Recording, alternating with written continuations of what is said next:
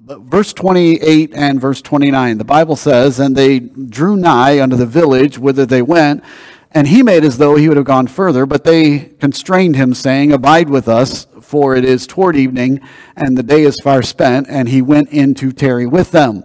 So they arrive at Emmaus, the trail, in my mind, I'm like, it's exit 7.8, exit right to Emmaus, for those of you who can read road signs and know what exit numbers are.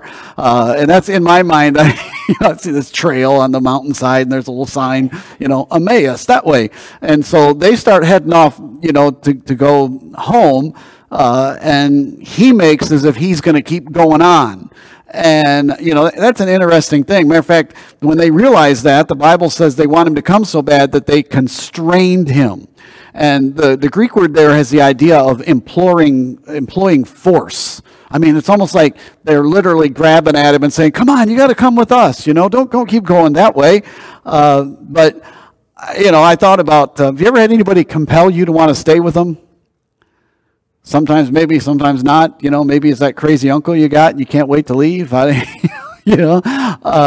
some people are really hospitable and they really enjoy that. And these guys want to have Jesus stay over. And, I thought also to myself, isn't it great in the journey of life when you come across other believers?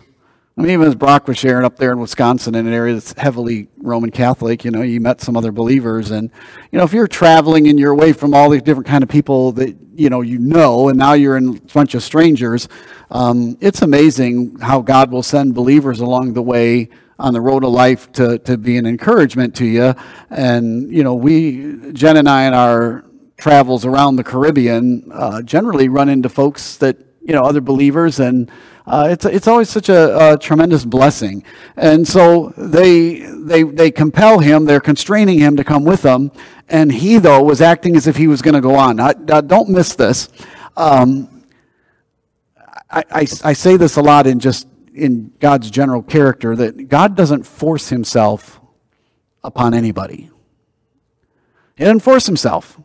And even in this context, we're talking about believers. These two were not pictures of unbelievers. These are disciples. We've already established, these are believers. They've believed that he was the Messiah, but right now, they're struggling in their faith, but these are believers. I thought about the famous verse, which I think is a wonderful verse to use in evangelism. It doesn't offend me when it's used. I do think it's, in a way, a measure, a picture of conversion. But you all know Revelation 3:20, right? "Behold, I stand at the door and knock. If any man hear my voice and open the door, I will come in and sup with him and he with me."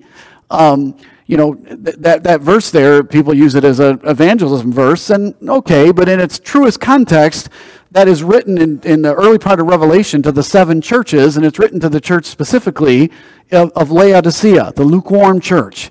And it's a picture of the child of God who is now into the world and is kind of is not into his faith anymore. And Jesus is outside his heart door. Now, I know you say, well, doesn't he live in our heart? Well, then you're getting into semantics. All I would say is Jesus is standing and knocking on a door that he owns. He paid for it with his own blood, and now he's on the outside knocking and trying to get in.